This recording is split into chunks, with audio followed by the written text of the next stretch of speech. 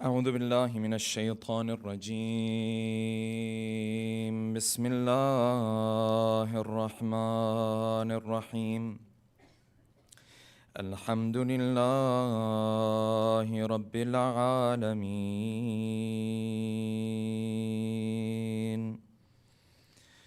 والصلاة والسلام على سيدنا ونبينا وحبيب قلوبنا وشفيع ذنوبنا وطبيب نفوسنا أبي القاسم محمد اللهم صل على محمد وآل محمد وعلى أهل بيته الطيبين الطاهرين واللعنة الدائم على أعدائهم أجمعين أما بعد فقد قال الله الحكيم في محكم كتابه الكريم أعوذ بالله من الشيطان الرجيم ومن الناس من يشري نفسه ابتغاء مرضات الله والله رؤوف بالعباد صدق الله العلي العظيم صلوات اللهم صل على محمد. For the love of our beloved Prophet and his beloved progeny, please recite a second loud salawat. Allahumma salli ala Muhammad.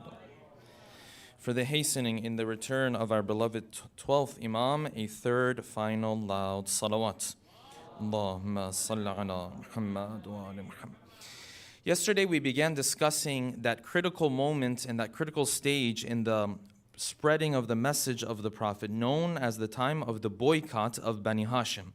This was a very critical stage because it put the Muslims and the Prophet and his followers at a very disadvantageous situation and position. The narrations told us that the different tribes of Quraish came together.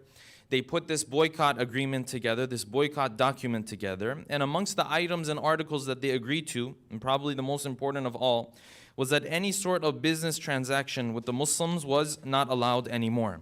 You are not allowed to visit them. You are not allowed to interact with them. You are not allowed to marry from them or marry into them. You are not allowed to marry from their women. You are not allowed to have your women marry into their households. And this really isolated the family of the Prophet quite a bit. And because of that, Abu Talib, in order to create a support system for himself and for the Prophet, he gathered his tribe, this tribe of Bani Hashim, and they all gathered in this area known as Shi'b Abi Talib. And this continued for 3 years. And during this time, it was difficult for the Prophet to spread his message. It was difficult for the Prophet to even be able to get any food for his people. And every now and then, Hakim ibn Hizam, Ali ibn Abi Talib, others would go and they would be able to sneak in a little bit of food here or there. But at the end of the day, the starvation that Bani Hashim was going through was extremely difficult. And that's why the narrations say that they used to take one date and they used to divide this one date amongst themselves. Or the other companion used to say, I found some dead skin, I took it, I washed it, I made a little bit of something like a loaf of bread with it, and I used to consume that. This is what happens when you're extremely desperate. And this continued until a point where there was some internal disputes amongst Quraysh themselves, because at the end of the day, Bani Hashim, they were relatives. And at the end of the day, as much as you hated them, but because you have blood ties, they couldn't take this any longer. And after 3 years, their internal disputes came to a point where they sort of decided to drop the boycott. And of course, the final factor was the revelation that Allah subhanahu wa ta'ala sent to the Prophet and he shared with Abu Talib. And they opened this boycott agreement and document and found that it had all been consumed except for the part that had the name of Allah subhanahu wa ta'ala. This is where we ended our discussion. The Prophet went to certain tribes and started to speak to them to gain their protection, and they rejected. Tonight, inshallah, we'll continue with this discussion by posing the following questions. Number one, where was Ta'if located? And what was the city known for? Number two, what was the response from the people of Ta'if and from the elders of Ta'if when the Prophet went there to seek their protection to spread his message. Number 3, what dua did the Prophet do in the city of Ta'if at the very height of his desperation, when he had no other options left? Number 4, how did Islam slowly begin to spread within the city of Madinah? And what big lesson can we learn from that for our lives today? Number 5, how did the first Imam react when the Prophet told him that he is to sleep in his place on the night of Hijrah? And number 6, who was it who guided Quraish towards this idea of taking the life of the Prophet in the particular way that they planned to do so on the night of Hijrah? Tonight, inshallah, we'll delve into these 6 questions with a loud salawat ala Muhammadin wa ali Muhammad. The Prophet, before he went even for Ta'if, and after Abu Talib and Khadija have already left this world, he went around to different tribes, starting to spread his message to them, hoping for them to give him protection so that under their protection, he could essentially spread his message. He was essentially looking for a home. He didn't have a home anymore because narrations say that Jibreel descended upon the Prophet and said, listen, Mecca is no longer your home. You can't stay here. You've lost everyone who was supporting you here. You have to now leave. So the Prophet is essentially looking for a tribe that will take him in, not just for himself, but a tribe that will give him protection so that he can spread the message of the Prophet. And because of this, as he is going around spreading his message to different tribes, these different tribes are rejecting him. And one of those cities and tribes that he thought of, that he could go and invite them to Islam and maybe get their protection in return, was the city of Ta'if, who hosted this famous tribe known as the tribe of Thaqif. And this is the tribe who, if you belong to, you are called Thaqafi. Many people we know who belong to this tribe, either during this time or later on.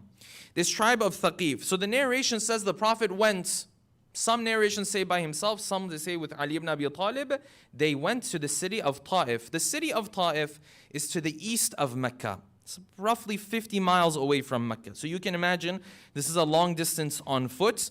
And the narration says the Prophet, from the time he left until he came back, was almost a month, 20-something days, almost a month, he is outside of Mecca to go and speak to the people of Ta'if. Ta'if, of course, was known for a number of reasons, mainly for the greenery that it had, the gardens that it had.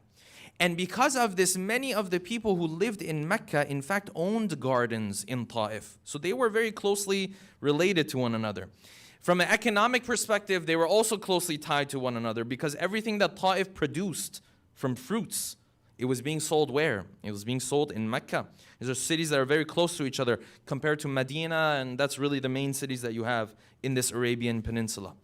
So the Prophet is now going to go towards Ta'if, this city that's tied with Mecca economically, this city that hosts some of the biggest idols in the Arabian Peninsula.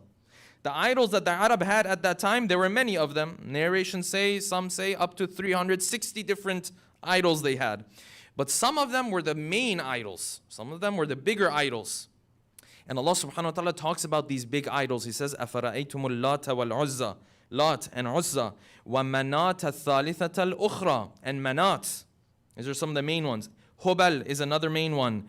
And Lat, this famous idol of the Arab, was placed where? It was placed near Ta'if. So they were tied with Quraysh in a multitude of different ways. The Prophet starts to make his way towards Ta'if because he really has no other option at this point. This is the only option that he has. He starts to make his way towards Ta'if, and he is hosted by 3 of the elders of the city. They welcome him into their houses so that he can come and speak of this message that he has. And of course, at this point, they don't know exactly what he's trying to offer. It's just a guest. We'll have him and see what it is he wants to say. So the narration says the Prophet went into the house of these 3 elders. And he said, I've come to you to seek your protection. And that is because I'm a messenger of God. And that these idols, you cannot worship them, so on and so forth. These 3 elders reacted in the harshest way. These 3 elders of Ta'if, they looked to the Prophet, they said, listen, what you're saying is complete nonsense. And each of them gave their own response. One of them said, listen, he was mocking the Prophet. He said, listen, if you're the Prophet of God, I will go tear down the cloth that's covering the Kaaba. In other words, there's no way you're the messenger of God. You're making a fool of yourself. This is what one of them said. The other one said, no, we can't support you. We're going to reject you. The third one said, listen, I shouldn't even be speaking to you. I said, why? I said, because if you're a messenger of God, you shouldn't have to come and ask my help. God should just solve your problems. And if you're not a messenger of God and you're a liar, well, then I shouldn't be talking to you either. And all three of the elders of Taif essentially rejected the message of the Prophet. And not only that, as the Prophet was now heading out of the city, now towards the outskirts, what these elders came to do is that they asked the children, the slaves, to come and throw rocks and stones at the Prophet. And so the narration says the Prophet, that was one of the days that he was wounded and that he was bleeding that day. And some narrations say Ali ibn Abi Talib was there with him, trying to prevent these children and these slaves from doing such a thing. You can imagine the desperation that the Prophet has in this moment. Why? Because everyone has now rejected him. I mean, what other options are left? There's no other options left. Everyone has rejected the Prophet. The narration says, at this point, he went and sat in the shade of one of the grapevines that was there. He sat there in the shade. And then he raised his hand and he did a dua. And Shia and Sunni have narrated this dua.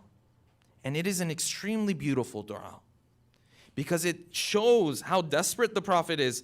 At the same time, it puts things into perspective. He raised his hands. He said, Allahumma inni ashku ilayka dha'fa quwwati.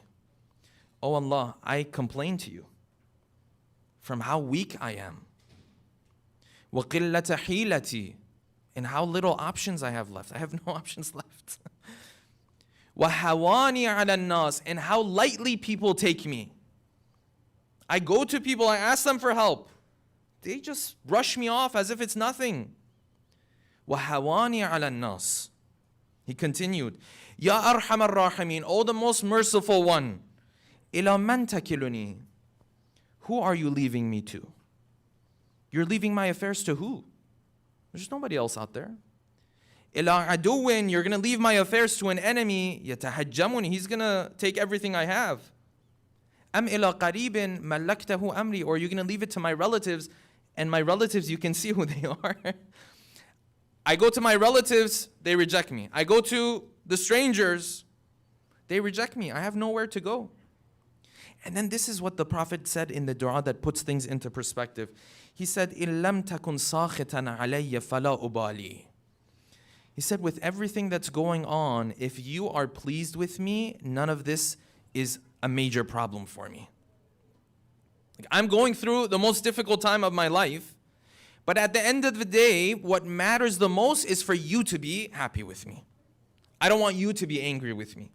إِن لَمْ تَكُنْ سَاخِطًا عَلَيَّ, if you're not upset with me, فَلَا أُبَالِي, then I'm fine. But while you are happy with me, if you could shower me with your blessings. See the perspective the Prophet took? The Prophet never had the situation where he would just get upset at God. It's like, enough is enough.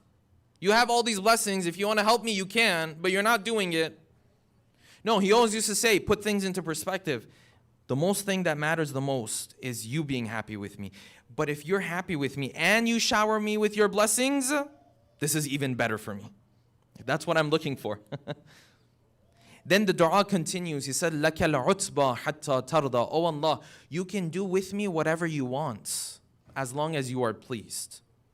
And he ends the dua, وَلَا حَوْلَ وَلَا قُوَّةَ إِلَّا بِكَ. Like, if anyone's going to open any doors, it's going to be you. Nobody else can do anything. It's only you. This is at the height of the desperation of the Prophet. Where is he going to go? Who's going to accept this message? It almost seems as though no one is interested at all. While he's sitting in the shade of this grapevine, some of the people who owned the grapevine, they saw the Prophet sitting there. Maybe they felt sorry. Maybe there were other reasons. Maybe they just wanted to welcome their guest. They sent a little bit of grapes with their servant whose name was Addas. Addas came with these grapes to the Prophet. He put the grapes in front of the Prophet. And the Prophet wanted to begin to eat from it. And before he started eating, he said, Bismillah. So I'm going to eat with the name of Allah. And Adas asked the Prophet, he said, what is this Bismillah you say? The people here, they don't say this. He said, Adas, where are you from? He said, I'm Christian, I'm not from here. I'm from the land of Nainawa. I'm from a different land. I don't, my forefathers are not from here. The Prophet said, this is the line that Allah subhanahu wa ta'ala has taught me. Because He has taught us to begin with His name. And then he said you belong to the land of Nainawa. I said, yes. He said, that is the land of Yunus. My brother Yunus used to live there. And Adas said, your brother Yunus, what do you mean? He said, yes, Yunus was a prophet just like I was a prophet. And he's my brother. And the side note here is that the Prophet always addressed the other prophets either as his father or his brother. Not outside of these two situations. Either they're my brother or there's my father. Ibrahim and Adam, my fathers. The rest of them are my brothers. He said, yes, this is my brother Yunus. And the Prophet continued to speak to Adas until Adas finally fell to the feet of the Prophet. And he embraced the faith right there and then because he knew this message, he's not hearing anything like this from anybody else. He came back to his owners. Their owners said, why are you falling to his feet? Whose hands are you kissing? He said, this is the messenger of God. And the narration says that they rebuked him, but they didn't have much to do with him. It's just one person. It's okay. And now the Prophet slowly starts to make his way back towards Mecca. But what coming back to Mecca? What's left of Mecca anyways? Where are you even going at this point? The Prophet finally now makes his way towards Mecca. And you think all these doors are closed to the Prophet. And in reality, in many ways, they are. So now where's this door going to open from? From one of these conversations that the Prophet had with one person who was visiting from Medina while the Prophet was in the boycott. While the Prophet was in the boycott, one of these people who came and visited was a person by the name of As'ad ibn Zurara. As'ad ibn Zurara came to visit some of his friends from Mecca. When he came to his friends in Mecca, he told them, he said, we need your help because we're fighting against Aus.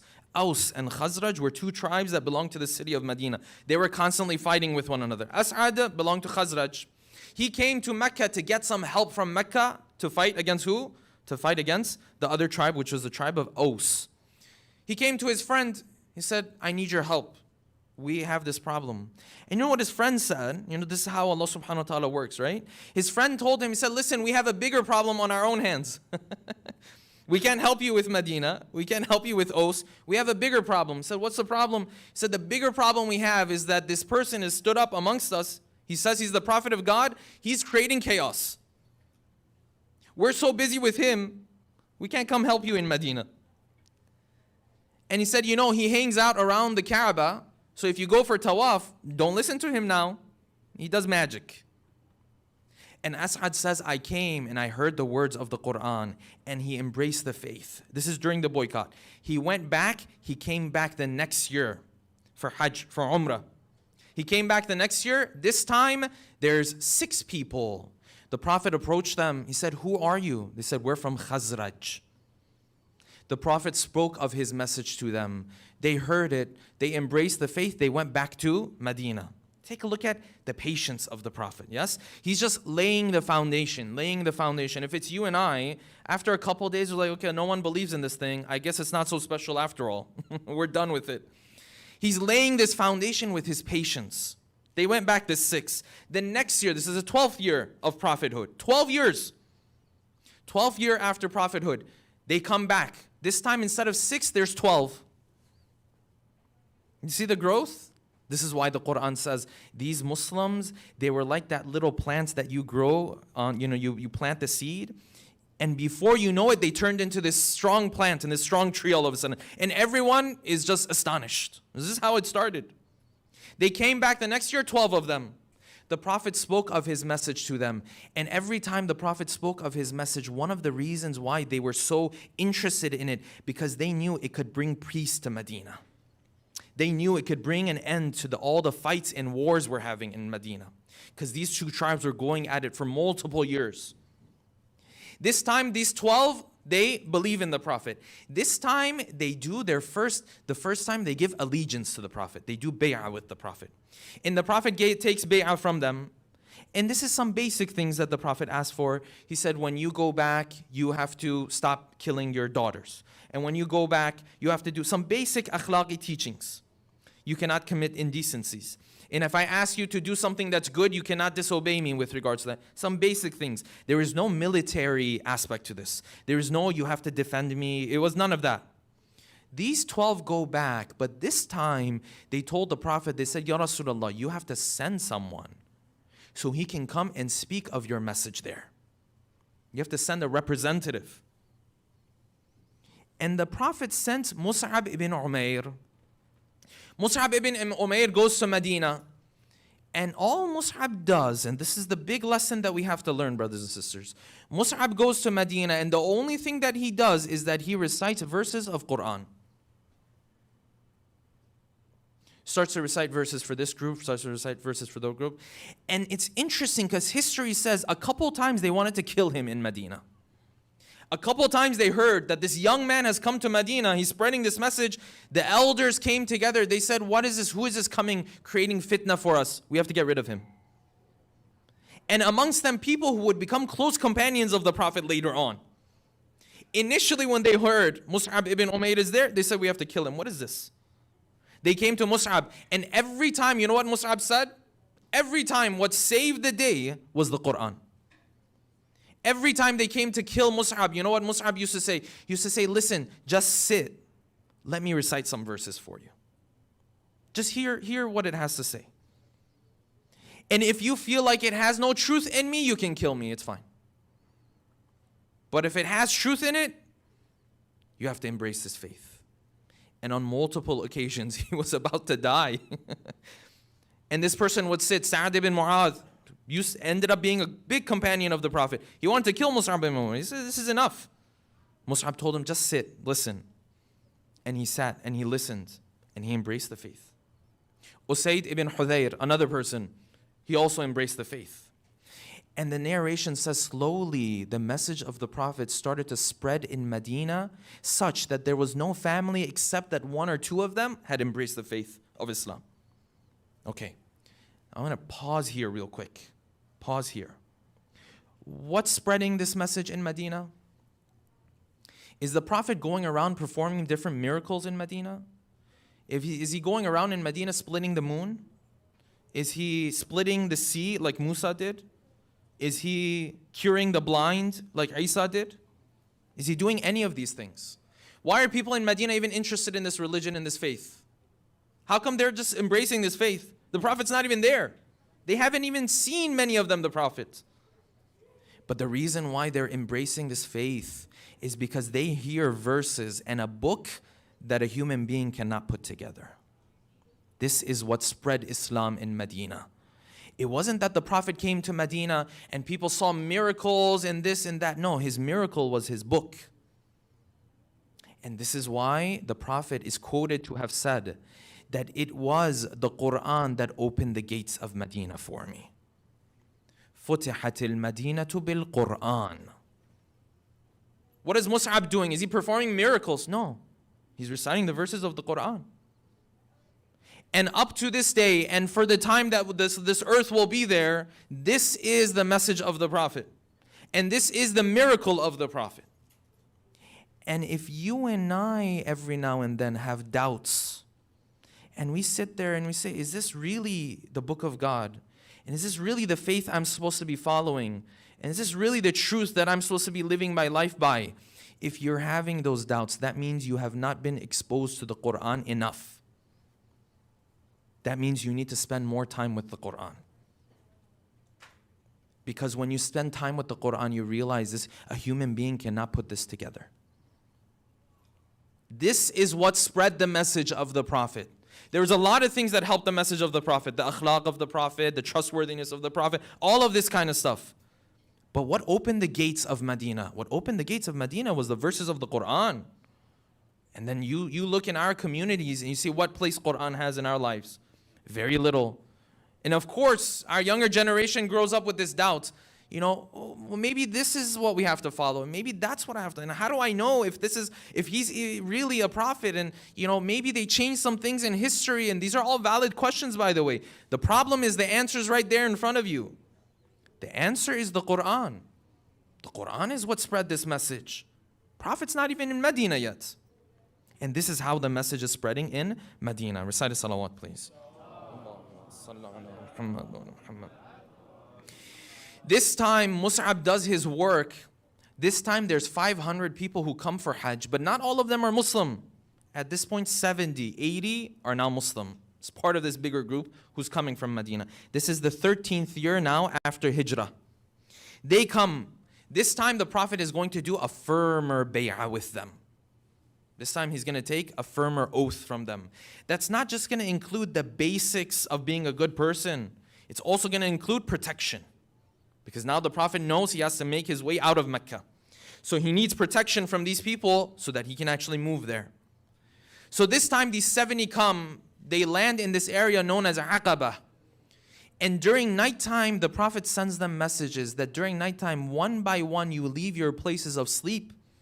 You come behind these mountains and we are going to have this bay'ah and this allegiance.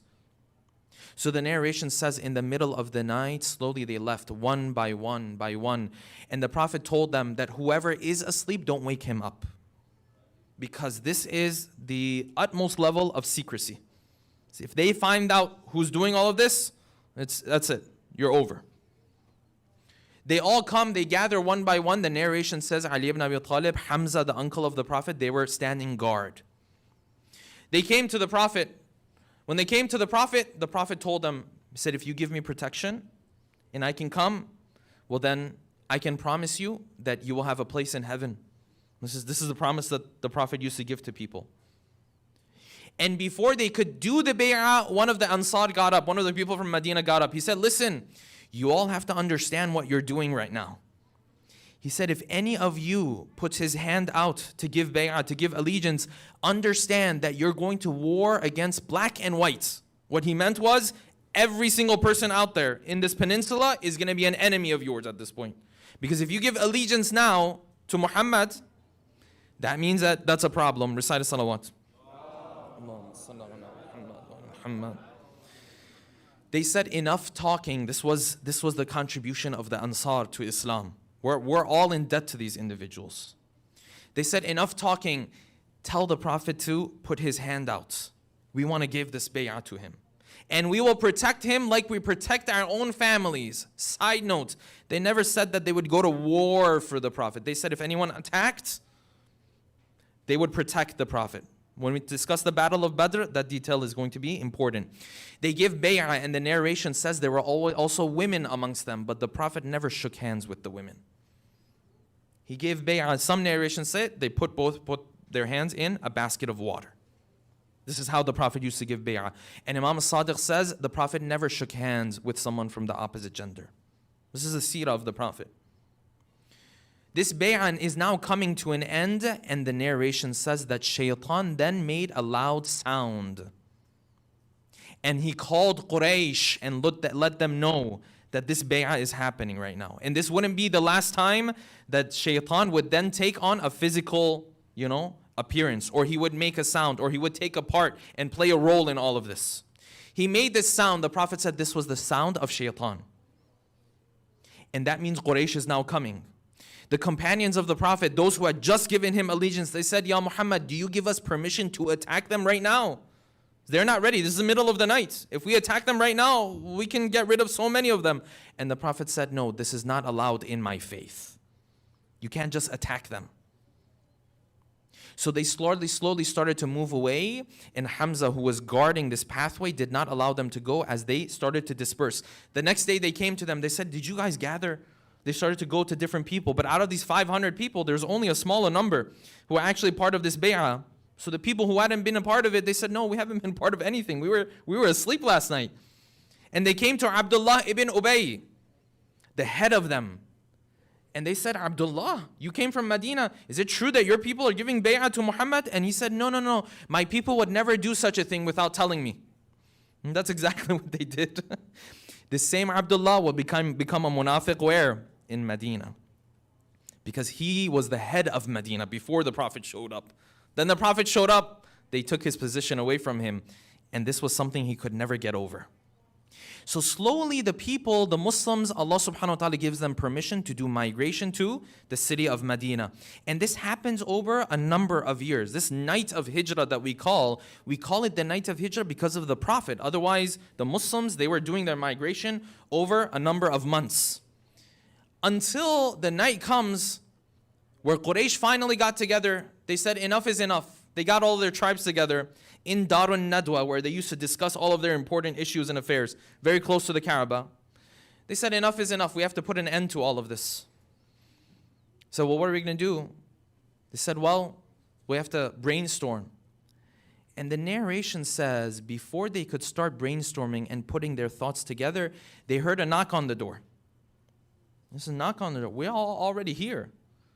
They opened the door. Said, who are you? Says, I'm an old man from the people of Najd, like from far away. But I know what you all are discussing. I can help you. And the narration says this was Shaitan. Hopefully the old men are not upset with me. Sometimes he's young, sometimes he's old. Doesn't matter.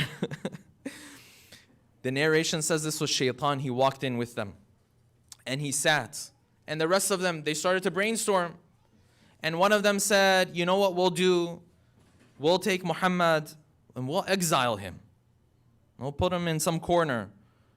And Shaitan says, this is not a good idea. They said, why? He said, wherever you put him, he's going to get his followers around him. And the other one came up with another idea. He said, no, this is not good either. This will create this problem for you. The other one came up with a third idea. He said, no, this one is not good either. Shaitan was guiding this whole meeting. And at one point they turned to this old man. They said, okay, what do you think we should do? Everything we say, you say it's a terrible idea. What's your idea? He said, now that you ask my opinion, like I haven't thought about this too much, but in reality he's thought about it a lot. He said, well, now if you ask my opinion, no problem. This is what you're supposed to do. You're supposed to kill him. But you can't just have one or two people from one or two tribes come and kill him. You have to have young men from every tribe come and kill him.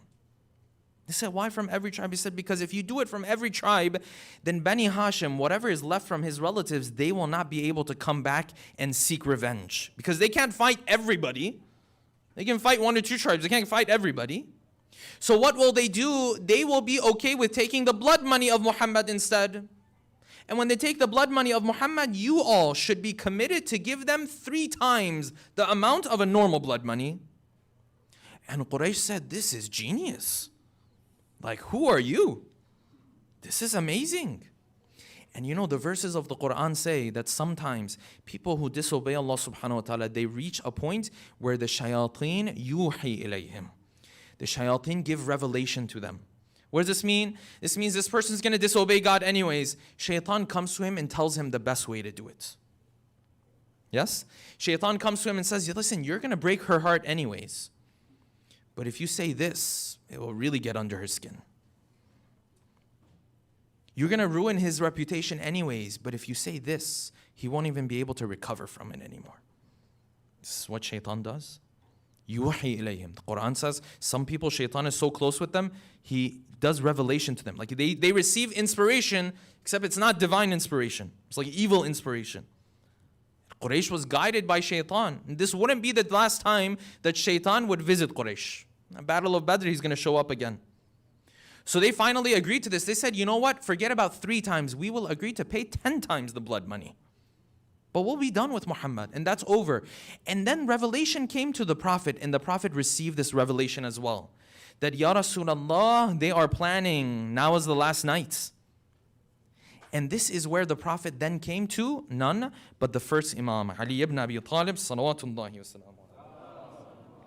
Allahumma salli ala Muhammad wa ala Muhammad. The narration says he came to Ali ibn Abi Talib. And he said, Ya Ali, I have been given revelation that they are going to come to take my life tonight. And Allah subhanahu wa ta'ala has ordered for you to sleep in my place. And the narration says that Ali raised his head, رَفَعَ رَأْسَهُ. And he looked in the eyes of the Prophet. And he said, order me to do whatever you like. Whatever you order, I'm going to take care of it. فِدَاكَ سَمْعِي وَبَصَرِي وَفُؤَادُ قَلْبِي. He said, may I be your ransom? You just tell me what I need to do for you. This was that relationship that Ali had with the Prophet. Ali has a lot of characteristics, but you know the one that shines the most? He was brave, he was generous, he was kind, he was compassionate, he had all of these. But the one characteristic that shines the most is what was his utter obedience to the Prophet. Utter obedience. It's like unbelievable when you see him. He said, may I give my life for you? You just tell me what I need to do. And the narration says that the Prophet started to speak to Ali. And he said, Ya Ali, Allah subhanahu wa ta'ala is testing you to see if you will sacrifice your life for me. And you would think this is the main test, right? The night of Hijrah is a test for Ali ibn Abi Talib, right? Is he willing to give his life for the Prophet? And then the Prophet said a line that shows his relationship with Ali.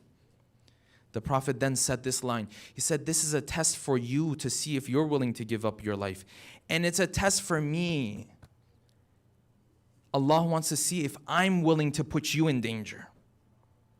You're so dear and near to me, Allah wants to see if I'm willing to put you in danger. And he said, Ali, the most difficult tests go to the prophets, the most difficult tests then go to their successors and to the next best people after them. ثُمَّ الْأَمْثَلْ فَالْأَمْثَلْ. And he said, Ya Ali, your test and my test is exactly like the test of Ibrahim and Ismail. This is the test that we have. Because in the story of Ibrahim, the test wasn't just on the side of Ismail. It wasn't just Ismail who had to be willing to lie there. It was also a test for who? It was also a test for the father. And the Prophet said, Ya Ali, this is not just a test for you. It's just as a difficult test for me. Because you have to lie in my place, but I have to put you in danger. And the narration says they embraced. And the narration says they cried. And the Prophet cried because he was leaving Ali behind. And Ali was crying because he knew that he would be now separated from the Prophets. And the narration says the Prophet then head out of his house. This is during nighttime. He did his Maghrib and Isha. He now head out of the house. But of course, as you know, these young men of Quraysh are already around this house. They're already waiting. So the narration says he started to recite verse number 9 from Surah Yasin. He said, Oh Allah, place walls in front of them, min bayna aydihim, and place walls behind them so that they cannot see me moving forward. And the narration says he took a little bit of dirt and he threw it towards them. And they were blinded from his presence. And the Prophet now starts to head out. The narration says they were waiting to attack the house. Until at one point, when it came closer to the morning time, they finally went into the house. And before they could strike, they saw this is Ali, this is not the Prophet. And on him, he had the blanket, the clothing of the Prophets. As they were looking during the night, they saw, this is the Prophet. This is what he puts on himself when he goes to sleep. And they asked Ali, they said, where is the Prophet? And he famously said, you had never given him to me, for me to return him to you. And they walked away.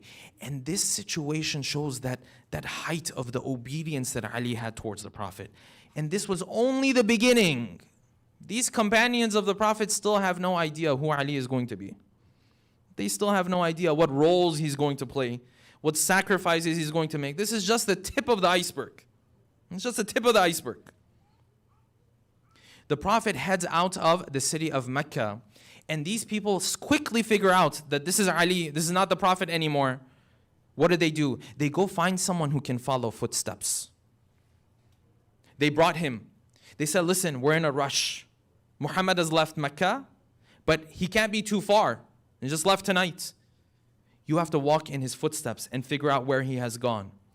And the narration says he started to follow the footsteps and he said, listen, this is the footsteps of Muhammad. I know these footsteps. And these are the footsteps of the son of Abu Quhafa, Abu Bakr. This is the footsteps of Abu Bakr. And I know these footsteps and I know the footsteps of the Prophet because they look like the footsteps of Ibrahim in Maqam Ibrahim. So I know these footsteps. He started to follow them, and the narration says that Abu Bakr and another lady by the name of Hind were already waiting on the way. And the Prophet went into this cave known as the cave of Thawr. Okay. He gets into this cave. This is just the first night now. He gets into this cave and they come all the way. They follow these footsteps until they come to the cave. And some narrations say at this point Allah subhanahu wa ta'ala had the bird come and sit there and lay some eggs. And the spider come and have his thing there. And they looked at it, they said there's no way he went in here. And the narration says the first Khalifa was looking up and could see them on the other side. They couldn't see the Prophet. And he was so fearful. And the Prophet told him, La tahzan, inna Allaha ma'ana. Don't worry, Allah is with us. This is the critical moments. And when they came to the cave and they saw all of this, slowly they started to walk away.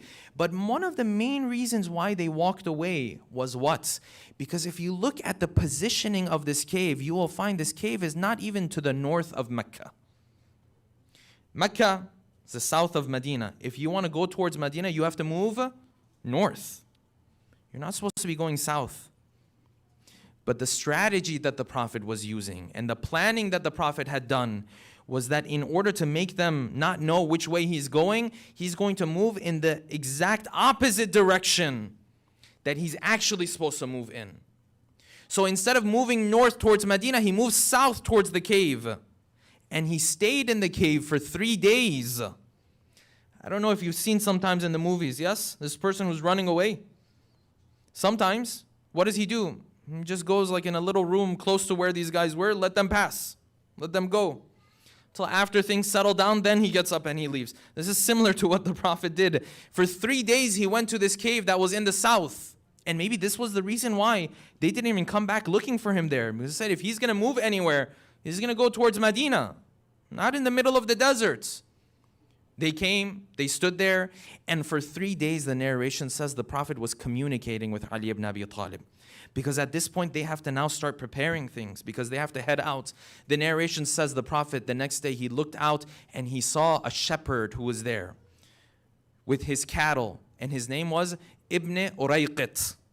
The Prophet called him and he said, you know, these are the people who are looking after me, but I need your help. And Ibn Urayqit agreed to help the Prophet. And he was used to communicate between him and Ali ibn Abi Talib. Sometimes Ali would come directly to the cave. Sometimes indirectly through Ibn Urayqit, there was communication that was happening. Until the time came where they said, okay, well now finally we have to move from this cave. We can't just stay here. After 3 nights, the Prophet said, we have to move. And the first Khalifa said, I have camels. They can take us there. And interestingly, a number of historians say that the Prophet did not accept these camels. He said, I will only take these camels if I pay for them. What is the wisdom behind this? And what is the meaning behind this is a separate discussion.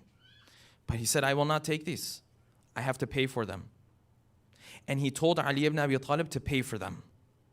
And these camels were brought and they were prepared. And now these camels are prepared for 3 people, for the Prophet and Abu Bakr, and this person who's going to walk with the Prophet is also going to be like a guide for the Prophet. Because this route that the Prophet is going to take towards Medina is not through the highway.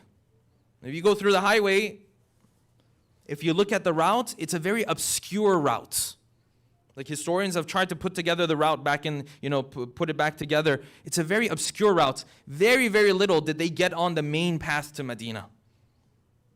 So everything is prepared. The Prophet is about to head out. And this is the lesson for you and I.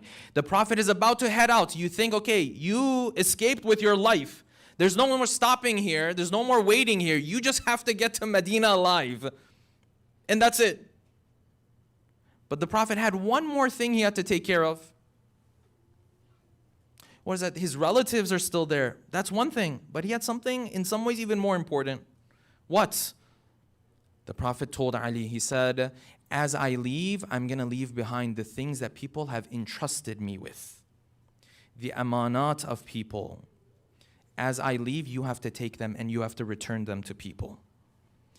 And the irony in Quraysh trying to kill this man, but still trusting him enough that when they wanted to leave the city, they would leave their stuff with him. This is the trustworthiness of the Prophet. This is that character that shines.